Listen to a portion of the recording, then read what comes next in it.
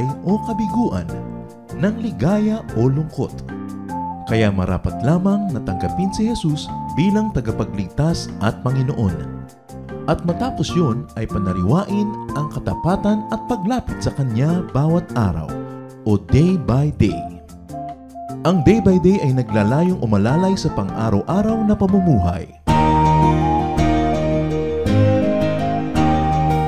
Narito po si Kuya Ed Lapis sa mensaheng pinamagatang 5 Lessons on Attitude.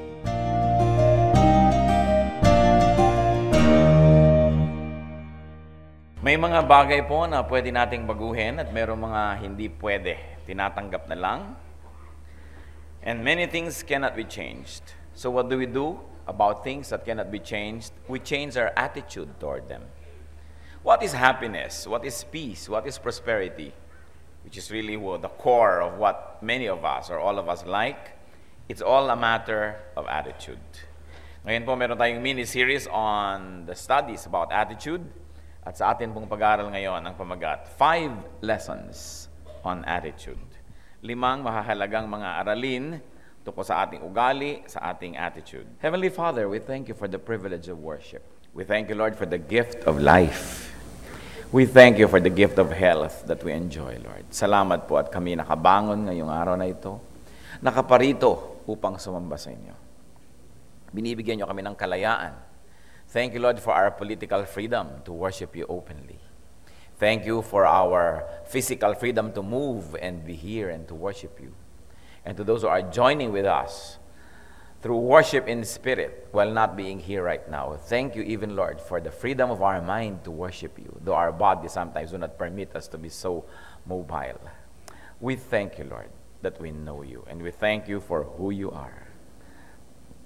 As we come to your presence, we ask, Lord, that you bless us. Kahit wala kaming patago sa inyo, yung malakas ang loob naming humingi ng blessing, Lord, sapagkat kayo ang aming magulang, kayo ang nangakong pagpapalain nyo kami, at ito ang gusto nyong gawin. So, humihiling kami, Panginoon, ng pusong masunurin, isip na matalas, marunong, taingang nakaririnig na iyong salita, at buong pagkataong sumusunod sa iyong katuruan. We surrender ourselves to you, Father, and we lay our hearts bare before you. Like empty cups, fill us with your teaching. Fill us with your blessing, with your power.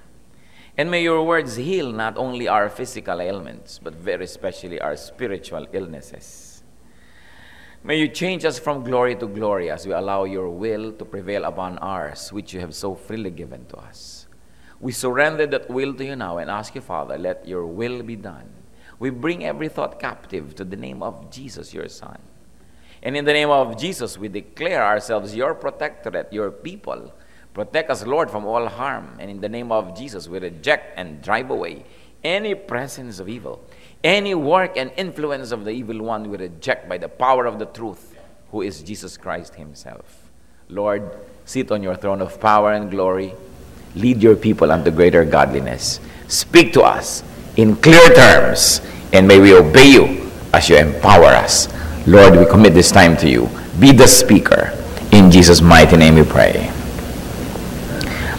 5 lessons on attitude. At gagamitin natin po at kukuhanin natin ang lesson na ito sa springboard na storya natin at John chapter 6 verses 1 to 13. Sometime after this, Jesus crossed to the far shore of the Sea of Galilee, that is the Sea of Tiberias. And a great crowd of people followed him because they saw the miraculous signs he had performed on the sick. Then Jesus went up on a mountainside and sat down with his disciples. The Jewish Passover feast was near. When Jesus looked up and saw a great crowd coming toward him, he said to Philip, "Where shall we buy bread for these people to eat?" He asked this only to test him, for he already had in mind what he was going to do. Philip answered him, 8 months' wages would not buy enough bread for each one to have a bite. Another of his disciples, Andrew, Simon Peter's brother, spoke up. "Here is a boy with 5 small barley loaves and 2 small fish. But how far will they go among so many?" Jesus said, "Have the people sit down." There was plenty of grass in that place, and the men sat down, about 5,000 of them. Then Jesus took the loaves, gave thanks, and distributed to those who were seated as much as they wanted. He did the same with the fish. When they had all enough to eat, he said to his disciples, "Gather the pieces that are left over. Let nothing be wasted." So they gathered them and filled 12 baskets with the pieces of the 5 barley loaves left over by those who had eaten. And may the Lord bless us through the reading of his powerful word. What was the background of this story? John the Baptizer was just beheaded. So Jesus retreated to a quiet place, probably for a private time, for a private purpose. But crowds who were so impressed by his miracles followed nevertheless. So the Lord's attitude about that event could and should not be changed. We're talking about attitude. What attitude did Jesus display? First of all, meron po siyang private purpose. Umalis nga sila sa crowds para magpahinga, para manahimik. Sinundan naman ng mapakarami mga tao, according to our reading, 5,000 men, not to count the women and the children who were not always counted during those times. What would be your attitude if you planned a private retreat and then here comes 5,000 strong crowd, hungry for a miracle and also hungry for literal food? So the Bible tells that he had compassion on the people. That's what Matthew and Mark reported, which we did not read today. Parallel reports of the same story with little details added. So the Lord adjusted his plans and he taught them. Nagturo siya kasi nang habol ng mga tao. He healed their sick as reported by Matthew and Mark. He did not send them away at mealtime. Problema kasi malapit ng oras ng pagkain, magugutom ng mga tao. So anong gagawin? Hindi niya itinaboy. He fed the people, he faced and solved the problem. In contrast to that, what was the disciples' attitude, or what kind of attitude was displayed? They wanted to send the people away. Matthew and Mark reported, they said, "Send the people away. Malapit na po ang oras ng gutom, oras na ng pagkain. Pauwiin nyo na ang mga tao." They wanted to leave the people to fend for themselves. In fact, they wanted to escape from the problem, to pass the responsibility on to others, and to save money. They were thinking about costs. Sabi nila, 8 months' wages. Ang daming papakanin. So kung ang sweldo ng isang karaniwang kawani, let's say sabihin na natin na 8 o 10,000 pesos, 8 months wages, di ano yun? 64,000 ba? Pagkarami-rami, kung 10,000, 80,000. Yun ang halaga ng bibili nilang tinapay at sabi, ni tigi-tigis ang kagat o tigi-tigis ang kurot, hindi ba kakapag-tigi-tigis ang kurot ang mga tao na yun kahit ganung karaming tinapay ang ating bilhin. Philip worried about the cost. His attitude made him worry. Meanwhile, Andrew found a boy with 5 small loaves and 2 fish. But after finding such supply, questioned its sufficiency. Yung iba, walang nakitang anumang solusyon, pero itong si Andrew, no? May nakitang bata, marahil ay isang pastol na nag-aalaga ng mga hayop sa lugar na yon, so may baon siya, pinagbalot siya ng nanay niya. Kung siya ay Batanggenyo, meron siyang binalot. Kung siya ay Hapon, meron siyang bento. No? Kung siya ay Thai, meron siyang Thai in a box. Meron siyang konting baon. Sabi niya, ito, may nakita akong pagkain, pero ano na ba naman yan? Sa dami ng kakain, edi halos ay baliwala din. His attitude led him to finding the initial solution. So, yung si Andrew, napaka-noticeable. He's a finder. Siya din ang nakatagpo sa Panginoon. Siya ang nag-introduce sa Panginoon sa kanyang kapatid. John 1:41 tells us that. The first thing Andrew did was to find his brother Simon and tell him, "We have found the Messiah." So he found his brother because he has found the Messiah, and he made his brother and the Messiah meet. That is, of course, the Christ.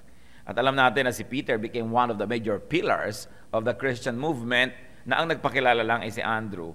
So either you are a Peter or an Andrew. Both of you are important in God's economy. What 5 lessons on attitude can we learn from this particular story? The first story, of course, just a springboard, and then we will explore the topic from there on.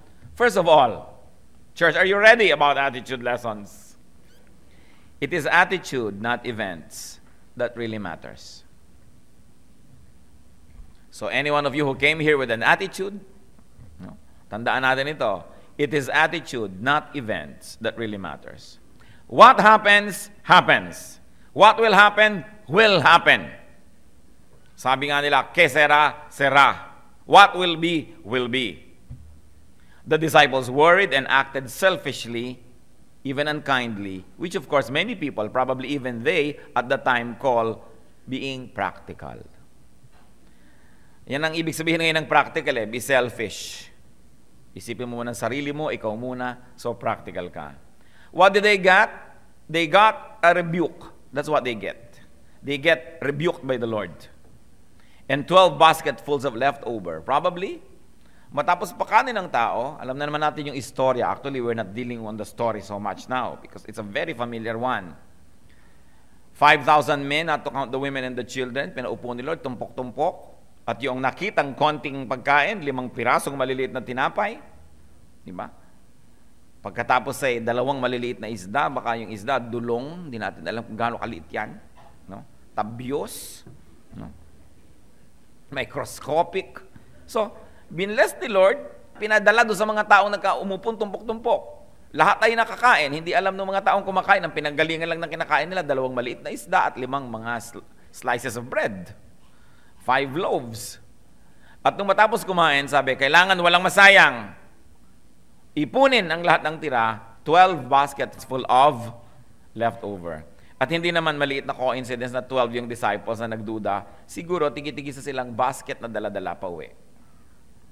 Sabi, yan ang sobra, yan ang kakainin nyo ngayon na 1 linggo. Kasi nagduda kayo. Maaring ganon. Pwede rin naman na ibinigay dun sa bata na nagbigay ng kanyang 2 maliliit na isda at 5 pirasong tinapay. O iho, dahil napaka-generous mo, eto ang sayo naman, 12 basketfuls of food. Maaari rin, hindi naman sinabi kasi sa scripture kung anong ginawa doon sa 12 basket. Pero alam natin that the Lord is an exact mathematician. So hindi siya nagkamali ng computation ng dapat niyang gawin. Meron siyang purpose for the 12 baskets full of leftover. Ang tanong natin sa ating sarili, they display their attitude. What about us? What is your attitude toward the unexpected? When you have a plan and people walk into your life and destroy your plan. What is your attitude toward the unwanted and the unwelcome?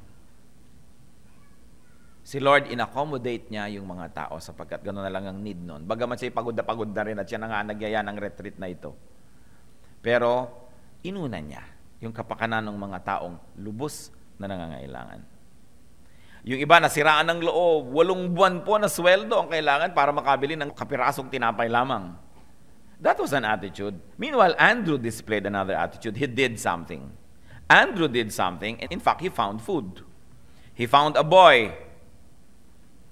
And the boy also must be noted for his kind of attitude. The boy gave up and shared his meal.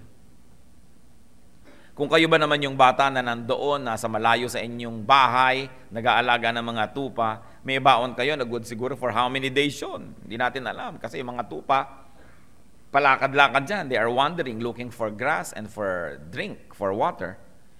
I-give up niya yung pagkain niya. Alam ba niyang paparamihin yun? Alam ba niya na magkakaroon ng 12 baskets na tira? Hindi niya alam. Pero yung attitude niya, because it was very good, it became the springboard for blessing. 12 basketfuls of leftover. I like to believe, baka sa kanya binigay. Dahil na-reward siya for his goodness. So the boy turned the event into an opportunity for heroism. Different attitudes toward the same event. May nag-display ng selfishness, may nag-display naman ng industry at paghahanap. Meron naman na nag-display ng kanyang kabutihang loob, ibinigay ang kanyang pagkain. Ano po ang attitude natin pag may dumarating na ganyan? Meron tayong konti, may nangangailangan. Ginagamit ba natin yung panahon na yon para makapagpakita tayo ng magandang side of us? Or is it the ugly side of us that shows? Still more on attitude, and this time, let the story become just the opening for our study on attitudes. What other lesson can we learn about attitudes? It is attitude, not achievements, not possessions, that gives true happiness. It is attitude, not achievements and possessions, that makes a person valuable. Hindi nadadaan sa dami ng mga na-accomplish, hindi nadadaan sa dami ng mga ari-arian para ang isang tao ay maging masaya at para ang isang tao ay maging mahalaga sa mundo at sa kanyang kapwa-tao. Proverbs 15:17. Better a meal of vegetables where there is love than a fattened calf with hatred. Of course, may cultural context ang paggamit ng word na vegetables dito. Ibig sabihin, pagkain ng mahirap. Ngayon naman, hindi na ganon. Mga marami ng mayaman, puro gusto vegetable na lang kasi nagda-diet sila. No? Pero yung sa konteksto ng pagsulat ng Proverbs, parang pag mayaman ka at marami kang pagkain, dapat ang kinakain mo, meat. Pero ang sabi dito, better a meal of vegetables where there is love than a fattened calf with hatred. So hindi nadadaan daw sa kung ano ang pagkain para sumarap ang kainan. Yan ay kung sino ang kasalo. So napakahalaga yun. Ngayon, kung masarap na yung pagkain mo, magaling pa yung attitude ng kasalo mo at pati attitude mo, edi lalong nagdoble ang blessing. Maraming masasarap na pagkain ang hindi nakakain dahil walang gana yung mga magkakasalo sa mesa. Minsan nagbabatuhan pa sila ng karne na yon dahil nagkakaaway-away sila habang kumakain. Luke 12:15, watch out, be on your guard against all kinds of greed. A man's life does not consist in the abundance of his possessions. So it is attitude, not possessions, that makes a person rich. May mga tao na ordinaryong-ordinaryo lang ang income, ordinaryong-ordinaryo ang ari-arian, pero feeling rich. Kahit nakaupo lang sa balde ng Baguio Oil, nangunguyakoy at nagpapapedicure sa Blumentritt, no? Feeling rich. Umiinom ng sago at palamig, parang feeling na niya nasa Boracay siya. Pero meron namang totoong nasa Boracay na miserable, nagpapakamatay pa doon. Wala yan sa lugar. Wala sa ari-arian. Nasa ugali, nasa puso, nasa attitude. To quote from someone, the thoughts in your mind are more important than the things in your life. Or probably if going to give it a little variation, the thoughts in your mind are more important than the money in your pocket. Napakahalaga kung anong uri ng mga thoughts ang laman ng ating isip. Ecclesiastes 5:19. Moreover, when God gives any man wealth and possessions and enables him to enjoy them, sasabihin niya, well, that is a beautiful life. Sinasabi dito ni Solomon that it is possible for a person to have wealth and possession, but that person is unable to enjoy those things. Kaya sabi, kaya kung meron ka na, napagkalooban ka ng kayamanan at mga ari-arian, at napagkalooban ka pa ng kakayahan to enjoy it, iyan ang tinatawag na blessing. Kaya hindi yung halaga ng ating mga ari-arian, kundi paano natin pinahahalagahan ang ating mga ari-arian. It's not the amount. Sino ang wealthy person? Wealth is not correctly measured by how much you have, but how much you enjoy what you have. Yun ang talagang wealth. Kung minsan nga, how much you enjoy what others have. Nakikipakinig ka sa radyo ng kapitbahay, nag-e-enjoy ka, that's wealth. Maraming magagandang tao, ang gaganda ng damit, ang gaganda ng alahas, sa halip na mainis ka at mainggit, tinitingnan mo sila, ine-enjoy ng mata mo ang kagandahan ng kanilang mga damit, ang kagandahan ng kanilang mga ayos, nag-e-enjoy ka nun. Nag-e-enjoy po ba kayong makakita ng mga magagandang tao o pag nakakita ka ng maganda, inggit agad ang pumapasok sa iyong utak? Can you imagine? Nagpaganda siya ng nagpaganda, tapos ikaw ang titingin, edi libre ang iyong panoorin. Nagpabango ng nagpabango, ikaw itong singhot ng singhot sa tabi niya, hindi ka nagkagastos, yung ilong mong nag-enjoy. Alam niyo ba yung taong may pabango, hindi naman niya naaamoy yung pabango niya kasi ang amoy na yan, pag nagtagal ng naaamoy mo, namamatay yung pang-amoy mo, hindi mo na alam. So gumastos siya na kutakot-takot para mabanguhan ka, edi libre. Ang dami-daming bagay na libre. Sabi nga nila, the best things in life are free. But we've got to have the attitude. Don't always be deceived by the desire to possess. Kasi kung minsan, pag ikaw yung may-ari, ikaw lang yung nagkakaroon ng burden of maintenance, burden of guarding, pagbabantay, pagmamantini, ang hirap. Nakita niyo yung mga bantay ng mga bahay bakasyunan, isang taon silang nakatira doon ng libre. Yung may-ari na nagbabayad ng buwis, nagpagawa nun, nagme-maintain, mga isang linggo lang, isang buwan nandun. Maraming bagay na pwede tayong ma-enjoy sa buhay. So, it is a man's thought and attitude that enables him to enjoy even possessions. Because even if if your attitude is wrong, you still will not enjoy. Ang dami-daming mga tao nagkokolekta na ang mamahal na mga antique na mga bagay at artworks, tapos nasa vault. Kutakot na kombinasyon bago mo mabuksan. Ang gaganda ng mga plato nasa loob ng estante. Huwag niyong gagalawin yan. Ano pong kakainan natin? Yung mga Tupperware. Para hindi mabasag. Yung mga lata. Yan ang kakainan natin. Bibili ng mga ang ganda-ganda mga sopa, tatakpan ng plastic. Saan sila nakaupo? Sa lata ng floor wax. Attitude. Meron ka nga pero wala rin eh. So it is important.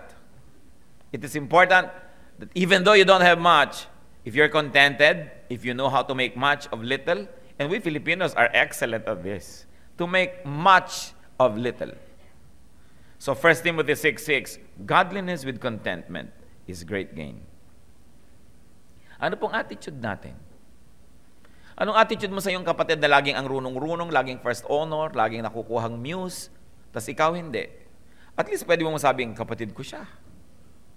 Pero maraming mga tao naiinggit sa kapatid nila dahil ang daming talent. Pagka meron silang kaibigan na yumayaman, naiinis sila, pinupull down nila. At least kung mayaman niya, baka matapunan ka ng konting blessing. Baka maanggihan ka rin, kaysa pareho kayong wala. But there are many people whose attitude is so twisted na nag-e-enjoy sila na pare-pareho na lang wala kaysa meron silang kaibigan o kamag-anak na meron. Ang hindi nila alam, yung meron, pwede rin makatulong sa kanila yon sa iba't ibang pagkakataon kaysa pare-pareho lang wala. You should celebrate when one of you is rising. Because there are moments when even you will benefit from that kind of situation. So, attitude. Ano ba mga attitude dinidisplay natin sa ating buhay? Another lesson is that it is attitude, not events, that defines one's life. Not shapes. It is the attitude that gives shapes and color to life. Kahit anong event, hindi ang event ang nagpapasaya o nagpapalungkot sa tao, yung attitude. Joseph, the dreamer, was not destroyed by adversity. In fact, he was made through adversity. Paborito ng tatay niya, na inis sa mga kapatid, isinel sa slavery, nakarating sa Egypt. Naging mabuting slave. Pinag-isipan naman ng masama ng kanyang kapwa, nakulong. Nung nakulong, anong nangyari? Doon pala niya mamimit ang mga katulong ng Pharaoh. Na pagdating ng panahon, yung mga katulong na yun ang magbubulong sa Pharaoh tungkol sa kanya, ipapatawag siya. To make a long story short, siya yung naging second most powerful man in the land. But he could have not gone to that position had he not been imprisoned. He would have not been imprisoned kung hindi siya ginawa ng masama ng kanyang amo o ng asawa ng kanyang amo. And he would have not even gone there if his brothers did not sell him to slavery. So maraming mga tao are on their way to Egypt, to a land of slavery, pero ang nakikita lang nila, yun lang, kaya sila nalulungkot. Hindi nila nakikita na yun ay pintuan, entry point to greatness. It is attitude. Sabi nga, the same heat that melts the wax hardens the clay. So huwag niyo sisisihin yung init dahil kayo natunaw. Kung kandila kayo, ipinasok kayo sa oven, tunaw kayo. Pero kung kayo'y putik, pinasok kayo sa oven, lalo kayong titigas. So it is really you, not the heat, that determines what kind of life you will have. Another lesson is that it is attitude, not looks, that makes one truly attractive. Ano po ba ang nagmamagnetize sa atin sa tao? Hindi talaga looks, attitude. Yung looks, pang-umpisa lang yon. Sapagkat kung talagang ang looks ang nagiging attraction ng isang tao, bakit merong ang gagandang mga babae, hinihiwalayan pa rin ang asawa? Bakit merong ang gagandang lalaking mga iniiwan pa rin ang asawa ay pinagpapalit sa mukhang bangungot? I have heard so many beautiful women lament na ang ipinagpalit sa kanila ng kanilang asawa ay isang babae talagang mukhang bangungot na ang libangan lang ay ngumata ng chiclet, no? At manguyakoy. Puro peklat pagka hindi na pula ang ilaw. Pero bakit ipinagpapalit? Sometimes it is attitude. Hindi naman natin sinasabing, palitan nyo ang pangit na attitude ng asawa. Pag yan na yan, yan na. Pero ang point, kung talagang physical beauty ang attraction, bakit ang dami-daming magaganda iniiwan pa rin ng kanilang mga mahal sa buhay? How come very good-looking people are left, abandoned, escaped from by their partners? Although, of course, it is contestable na kung sila talaga lagi ang may kasalanan noon. Kung minsan naman talagang mapaglaro lang yung isa. But what is important here is to note that you cannot keep people interested in you. You cannot keep people wanting you to be around them just by being beautiful. It is good to be beautiful. But remember, church, listen to this. What is good will definitely be beautiful. So it's not enough to just be beautiful. Be good. Because if you are good, you become beautiful. Yun ang napakahalaga. Improve your attitude more than your looks. Improve your attitude before your looks. Gaano karami yung tao na 3 oras nag-aayos ang buhok? Sa isang linggo, siguro 3 oras nakababad sa beauty parlor o sa gym. 3-4 na oras na nagbubuhat ng mga bakal na kung ano-ano, no? Para gumanda. Hindi masama. Inaayos ang balat, inaayos ang muscle, ang buhok, ang ngipin, ang lahat na. Pero gaano karaming porsyento ng oras na yon ang ginugugol natin para ayusin ang ating ugali? Siguro kung kalahati man lang.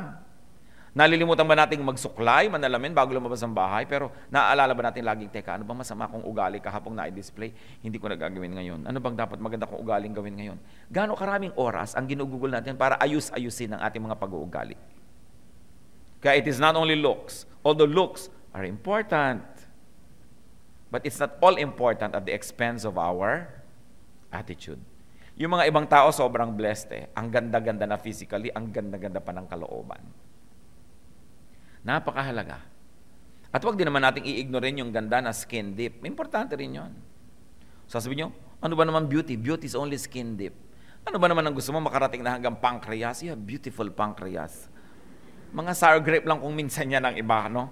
I-appreciate it natin yung physical beauty. Yes, why not? But, more than that, it is the heart that really makes people beautiful. 1 Peter 3:3. Your beauty should not come from outward adornment, such as braided hair and the wearing of gold jewelry and fine clothes.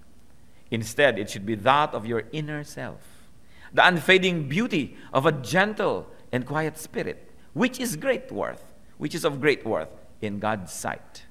Don't get the verse wrong. Hindi sinasabing huwag kayong mag-wear ng jewelry, hindi sinasabing huwag niyong itirintas ang inyong buhok, hindi sinasabing huwag kayong magpaganda. Pero ang sinasabi dito, hindi lang yan ang kagandahan.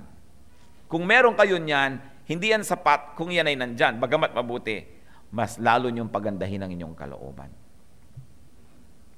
Yung iba naman kasi, akala pag ikaw ay Kristiyano na, meron kang malinis na puso, kahit mukha kang tirirenggay, okay na. Mukha kang sabukot, yung pag nasa lubong mo sa dilim, ay mapapatakbo ka. Sabihin, malinis naman ang aking puso. Pero hindi ko makita yung puso mo, nakita ko yung buhok mong nakatirik. So, importante na maganda sa loob, maganda sa labas. Kaya nga po, binibigyan ko lang ng diin eh. Kung kalahati lang ng panahon na ginagamit natin sa pagpapaganda ng labas, inaasikaso natin yung kalooban natin, we would be wonderful, wonderful people. You brighten up a room just by entering it. But as it is, kahit ang ganda-ganda mo, kung ugali mo pangit, you brighten up a room just by living it.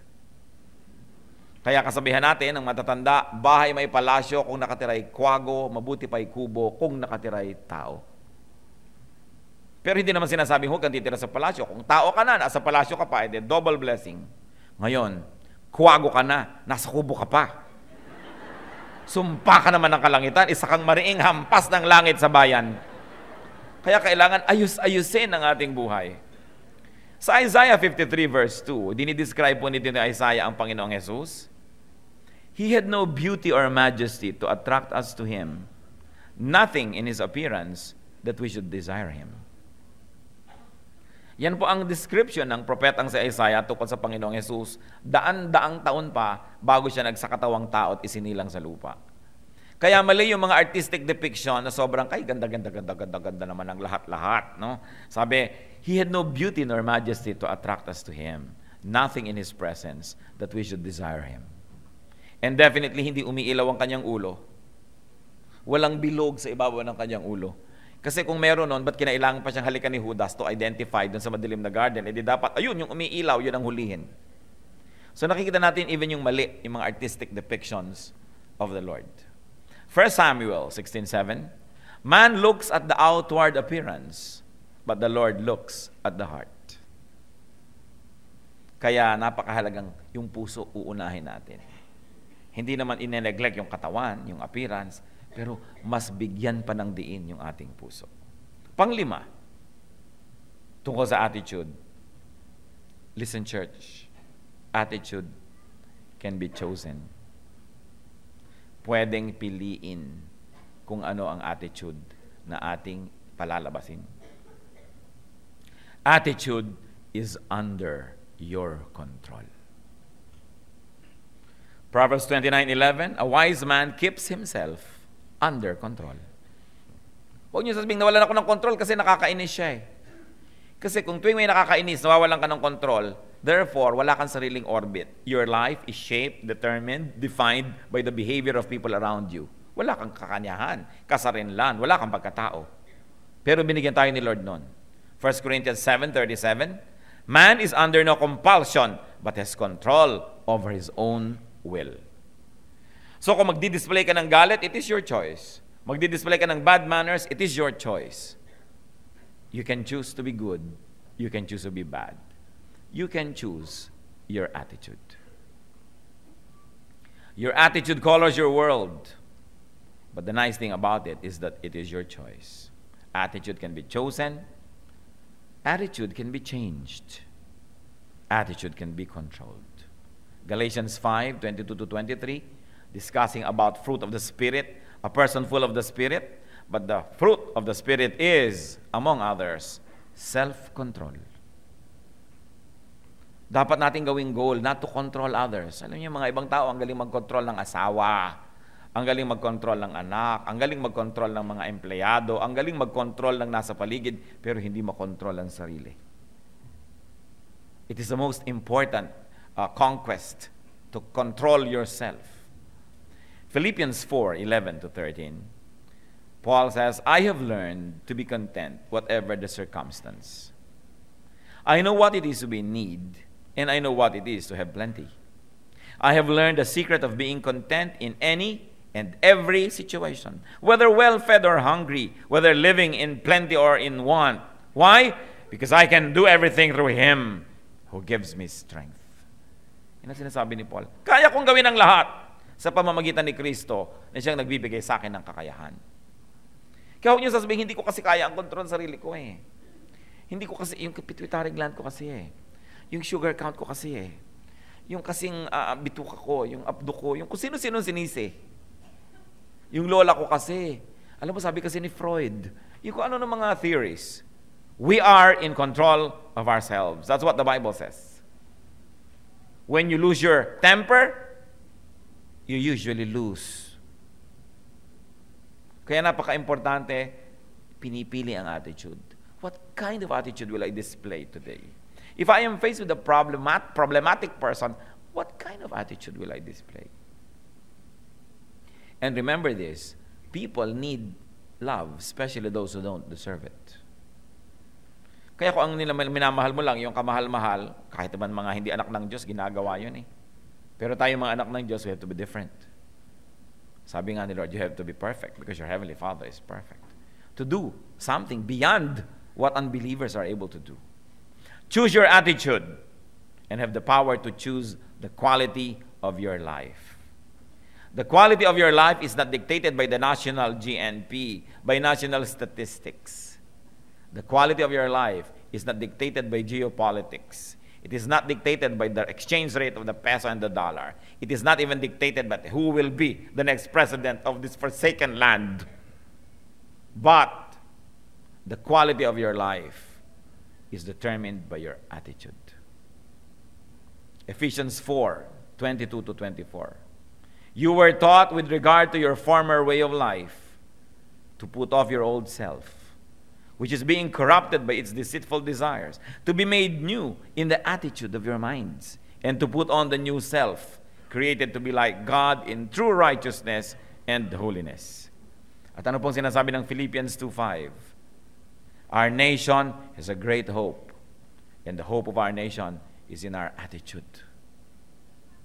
The way that the Lord can change our attitude so that we can become achievers, not complainers. So we can help each other, not destroyers of each other. So we can build a nation instead of destroy it. It's important to have an attitude that is positive, godly, and Bible-based. Philippians 2:5. Your attitude should be the same as that of Jesus Christ. Kaya bumalik tayo doon sa storya na inumpisahan natin. The Lord had to change plans. Well, that was his attitude. He changed plans and accommodated people. He did the right thing. He did the important thing. The Lord, siya ay ipinapako sa krus. Anong ginagawa niya? Nananalangin. Ang pinapanalangin yung nagpapako sa kanya. Sabi, Father, forgive them, for they know not what they do. Kung siya ay hindi tinatanggap, ay ang Panginoon ay hindi ipinipilit ang sarili. At kung siya ay tinataboy, umaalis naman siya. Hindi niya pinagpipilitan ng kanyang sarili. Your attitude should be the same of Jesus Christ. Kung kailangan magtrabaho, nagtatrabaho. Ang kailangan dinggin, dinidinig. Ang kailangan tingnan, tinitingnan. Naglilingkod. And on top of all that, and through all that, maintaining a holy lifestyle. Kumusta po ang buhay nyo? Kuminsan, may makakasabay ka sa elevator. Kahit hindi kumibo, alam mong pasan ng daigdig. Sabi ng mukha.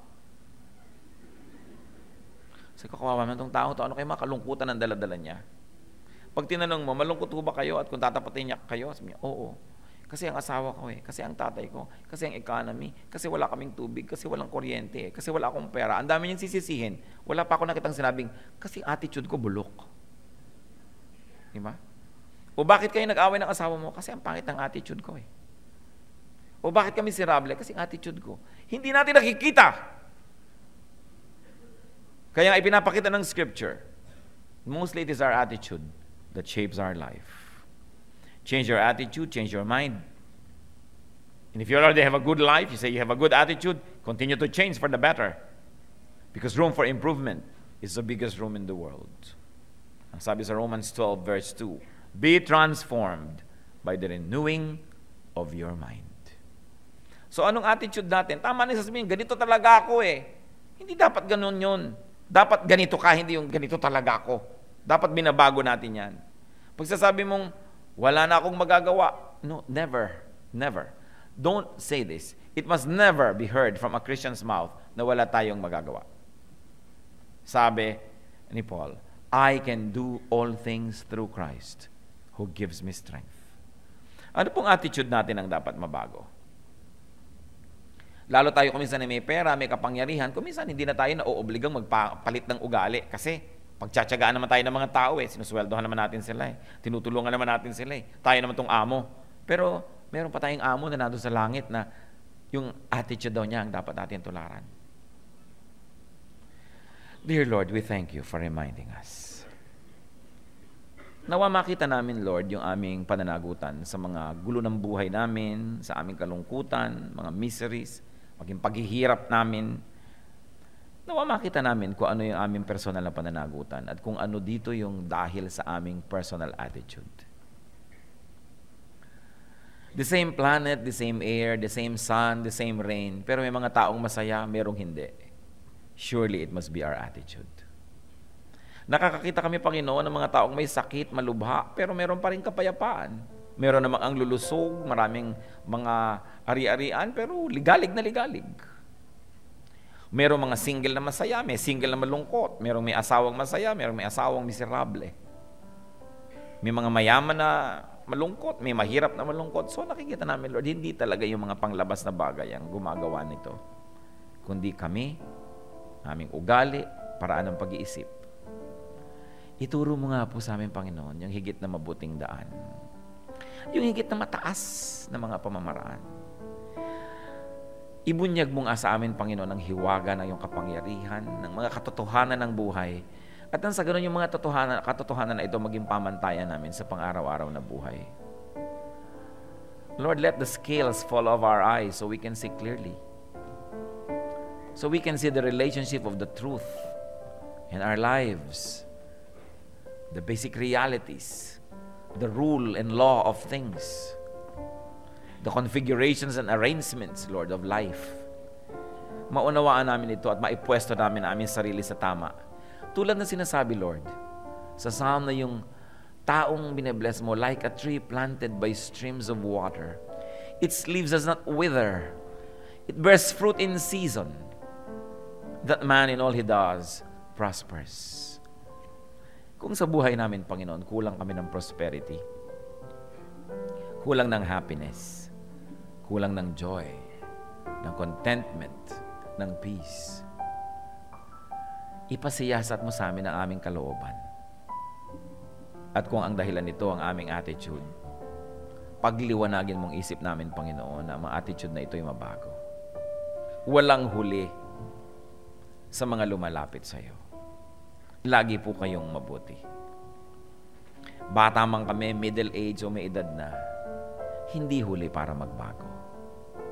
Turuan niyo kaming magbago sa ikabubuti namin, sa ikasisiyan ng mga nasa paligid namin, at sa ikaluluwalhati na iyong pangalan.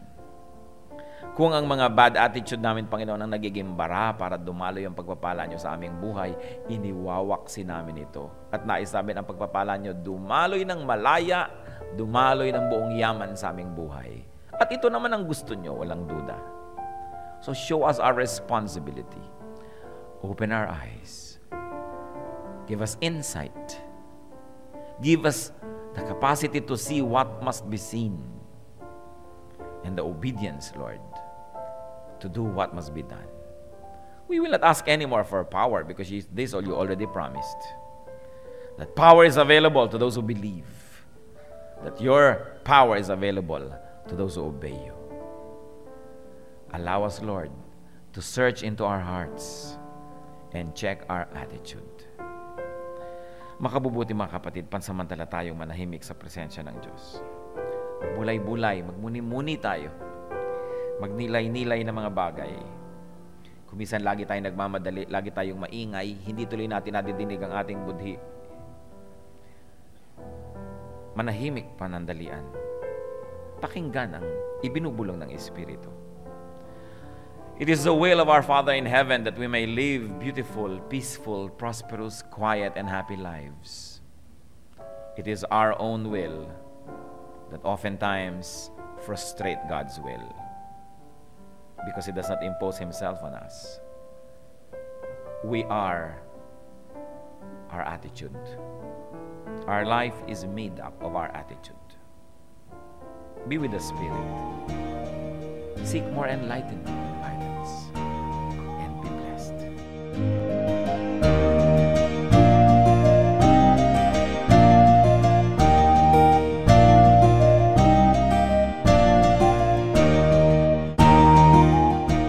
Ang katatapos pong mensahe ni Kuya Ed Lapiz ay pinamagatang 5 Lessons on Attitude.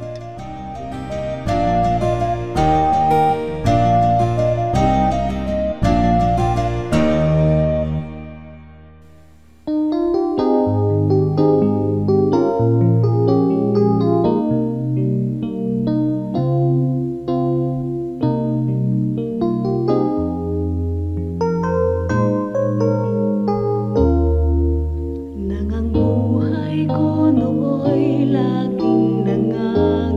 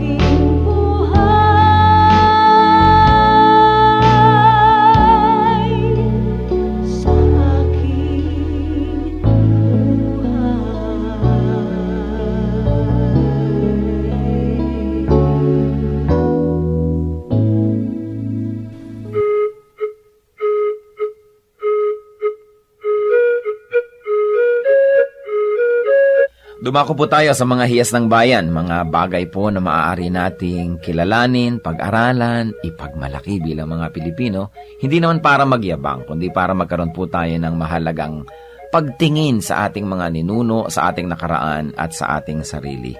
Sabi nga po, ang hindi lumingon sa pinanggalingan ay hindi nakararating sa paroroonan. Kaya mahalaga rin naman na atin pong pagbulay-bulayan, pag-aralan, yung mga karunungan ng ating bayan. At ngayon po ang ating hiyas na itatampok ay isang kasabihan. Bakit po hiyas ang kasabihan? Sapagkat bago naman tayo makagawa ng isang kasabihan, kailangan ng napakahabang panahon, ng pag-aaral, ng pagmamatyag, at ng isang sensitibong puso sa mga katotohanan sa daloy ng buhay. Bawat isang kasabihan po ay maaaring isa o maraming buhay na nagtulong-tulong, nagsama-sama upang makita ang mga batas ng buhay, ang mga daloy ng mga katotohanan. Kaya nga po ang isa nating pagbubulay-bulayan ngayon na kasabihan ng ating bayan na hinango po sa koleksyon ng UP Cultural Dictionary for Filipinos ni Thelma Quintanar at mga kasama. Sabi po ng kasabihang ito, ang bayaning masugatan, nag-iibayo ang tapang. Tama nga naman po. At ito po, kung ibabase natin doon sa kanyang pangunahing kahulugan, yun pong literal, totoo naman. Sa mga larangan ng digmaan, yung mga bayani, habang nasusugatan, habang tinatamaan at nagdurugo o kaya po ay lumilipad ang mga punglo sa paligid, ay lalong tumatapang. Yun po yung mga bayani, siyempre may mga duwag na pag nasugatan, umaatras naman. Pero ang mga bayani, pag nasusugatan, nag-iibayo pa ang tapang. Subalit higit po dito sa pangunahing kahulugan nito na yung literal, meron pa pong malalim na kahulugan siyempre ang hiyas ng bayan na kasabihan na ito. Na ang taong talagang matining ang loob, ang taong talagang mahusay ang kalooban, ang tao na talagang magiting ang kanya pong pagkatao, habang siya po ay hinahamon ng mga nakapaligiran, habang siya po ay pinipilit na ikulong, ay lalo naman siyang nagpipilit na makalaya. Habang siya ay minamaliit, ay lalo naman niyang pinapatunayan ang kanyang kadakilaan. At habang siya po ay pinahihirapan sa kanya pong pagtatangkang makamit ang kanyang minimithi, ay lalo naman po siyang nagsusumigsa at lalo naman siyang nagsisikap na malampasan ang mga hadlang na ibinibigay sa kanya. Yan po ang tunay na kabayanihan. Hindi madaling matakot, hindi madaling umatras, hindi ningas kugon, hindi madaling panghinaan ng loob, at hindi madaling alisan ng damdaming marubdob upang maituloy ang mga dakilang adhikain. Yan po ang isang tunay na kabayanihan. Hindi madaling pigilin ng mga kalungkutan, hindi madaling pigilin ng mga balakid o hirap. At yan po ang isang tunay na kabayanihan. Yung pong tayo ay magkaroon ng isip na kapag naidalangin na natin at nadesisyon na natin gawin na isang bagay, hindi tayo madaling hadlangan. Habang nagkakaroon ng hadlang, lalong tumitibay ang ating determinasyon na ito'y malampasan. Habang tayo nasusugatan, lalo tayong tumatapang. Yan po ang isang magandang kaugalian ng ating bayan na dapat nating alalahanin. Hindi po yung ningas kugon na sabi ng mga banyaga tungkol sa atin, kundi yung kasabihang ito, ang bayaning masugatan, nag-iibayo ang tapang.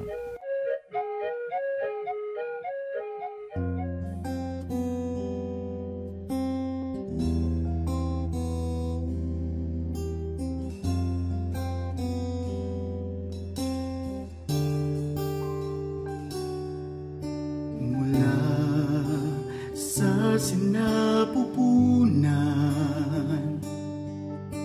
ako'y iyong kilala. Wala na nang iba, sa inyo'y hihigit pa.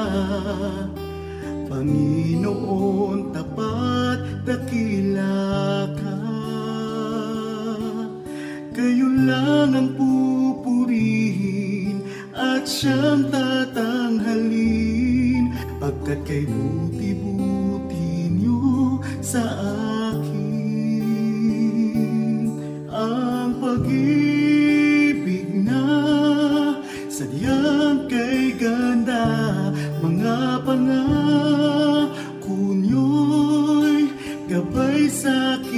daan.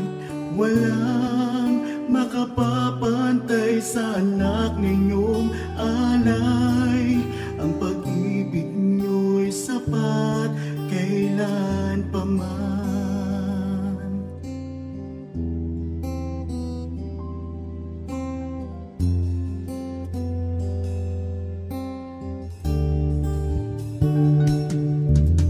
Tinawag niyo akong kaibigan, kahit na ako ay pariwara. Sagat sa labis ang inyong pagmamahal, sa tupang sa kawan na nawala. Kung aking bibilangin bawat butil ng buhangin, ang habag niyo'y ganon karami rin.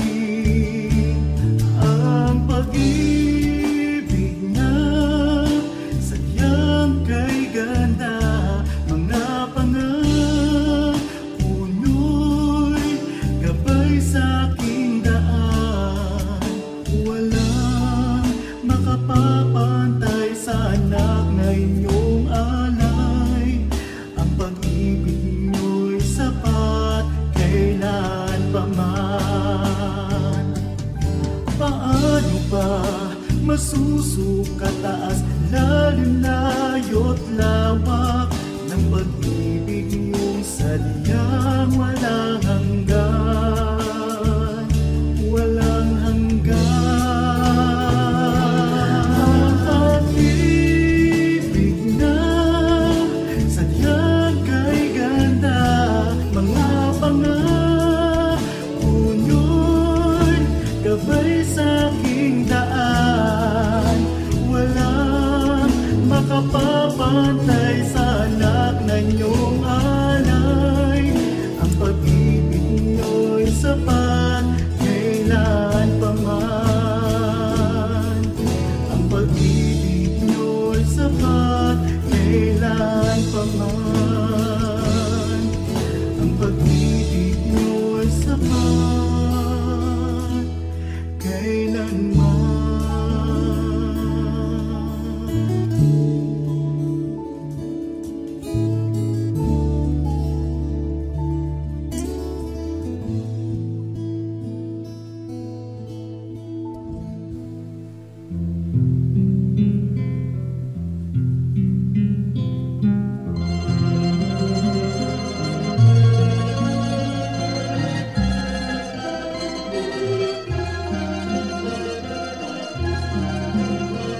Nagdaan ng kahapon, iniwan ang layon, subalit kayo'y nanatili. Ako'y piring man sa bukas, tadhana'y lumipas, panatag sa inyong kandili. O Jesus, sa ulayaw, hatid sa aking buhay, magkapay sa paglalakbay. Kaibigan kang tunay, dagli ang karamay, kailanman di mawawalay.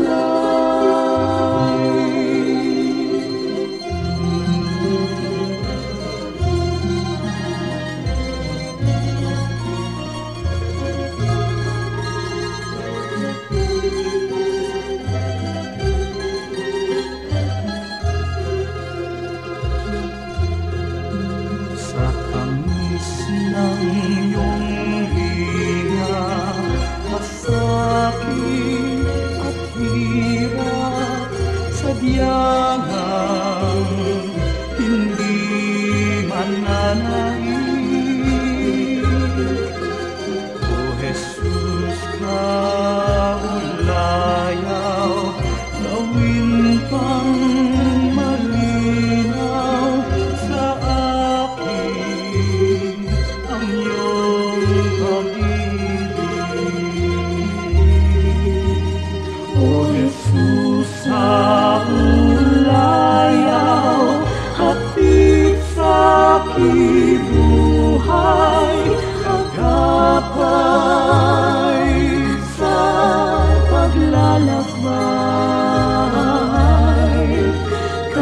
Kaibigan kang tunay, tagliang karamay, kailanman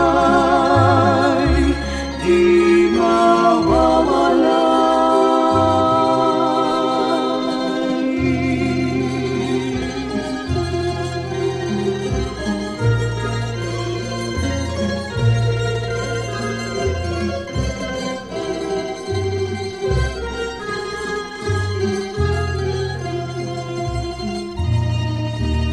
O Jesus, sa ulayaw, hapit sa kibuhay,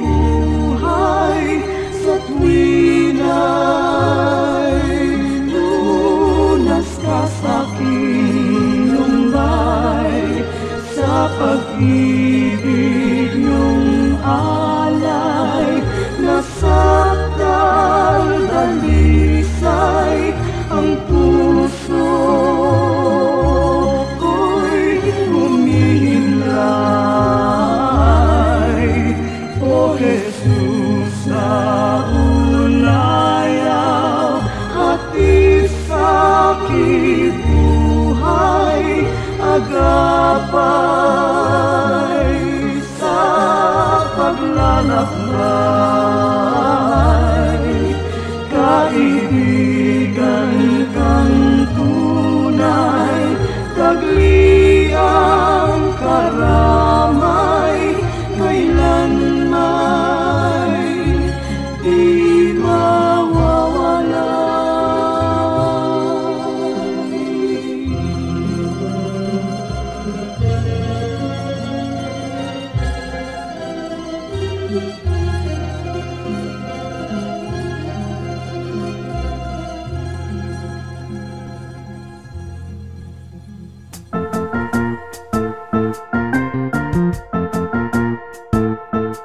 Oras na po para pansamantalang magpaalam ang programang Day by Day. Tayo po'y magsama-sama tuwing ika-6 hanggang ika-7 ng umaga, araw-araw. Magandang umaga po at mabuhay ang Panginoong Hesus!